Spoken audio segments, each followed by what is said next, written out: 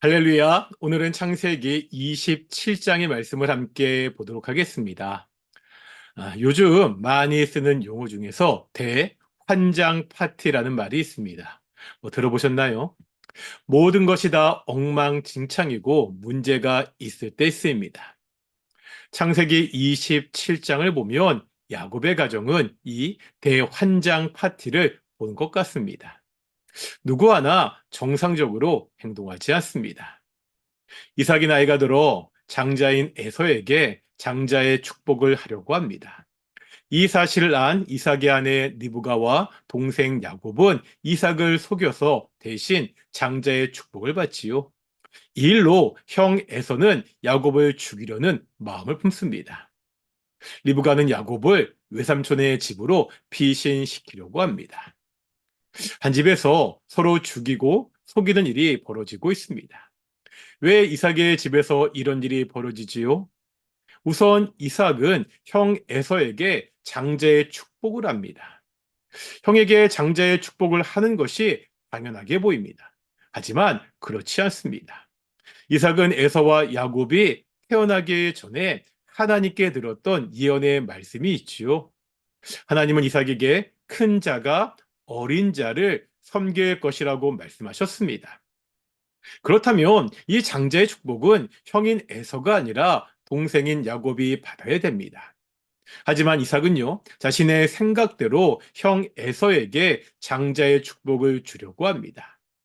이삭이 이렇게 행동한 이유가 뭐죠? 1절에 보면 이렇게 말씀합니다. 이삭이 나이가 많아 눈이 어두워 잘 보지 못하더니. 이삭의 눈이 어두웠다고 나옵니다. 23절에 보면 또 이렇게 말씀하고 있습니다. 그의 손이 형 에서의 손과 같이 털이 있으므로 분별하지 못하고 축복하였더라. 눈이 어두워진 이삭이 에서와 야곱을 제대로 분별하지 못하는 지경에 이르렀습니다. 이삭의 눈이 어두워졌다는 것은 단순히요, 육체의 눈을 말하는 것이 아닙니다. 하나님의 뜻이 아니라 자신의 뜻대로 일을 처리하고 있습니다. 영적인 눈이 어두워졌습니다. 이런 남편과 아버지를 보면서 리브가와 야곱은 역시 자신의 방법대로 일을 처리합니다. 야곱이 장자인 채 하고요, 아버지를 속이고 대신 축복을 받습니다. 결과적으로 보면 리브가와 야곱은 하나님의 뜻을 이루었습니다. 그렇다고 이 행동이 옳은 행동입니까? 그렇지 않습니다. 하나님의 뜻은 어떠한 상황에서도 반드시 이루어집니다.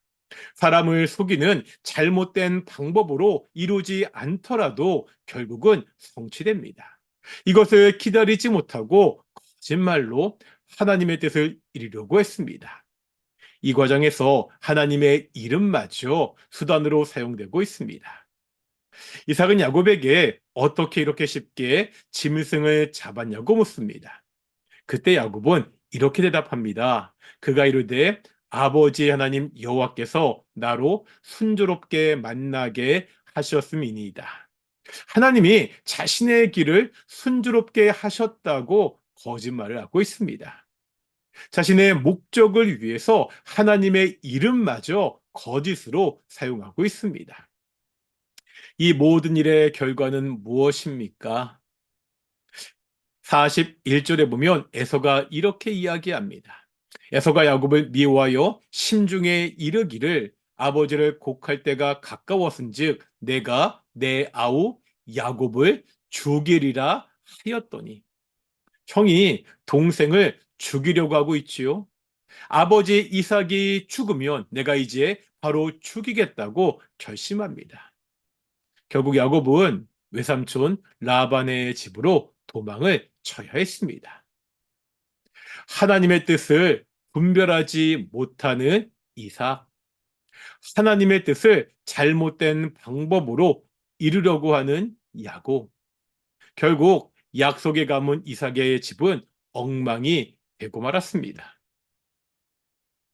우리가 하나님의 뜻을 잘 분별할 수 있어야 됩니다. 그 뜻을 하나님의 방법대로 이루어야 됩니다. 하나님의 뜻을 잘 분별하고 그 뜻을 하나님의 방법대로 이루어가는 성도들이 되시기를 소망합니다. 함께 기도하겠습니다. 사랑과 은혜가 충만하신 아버지 하나님 감사드립니다. 우리가 오늘도 하나님의 뜻이 무엇인지 알기 위해 말씀을 묵상하고 기도하게 하심을 정말로 감사드립니다. 참 복잡하고 어려운 세상입니다. 이러한 세상 가운데서 하나님의 뜻을 잘 분별하는 성도들이 될 수 있도록 인도하여 주시옵소서.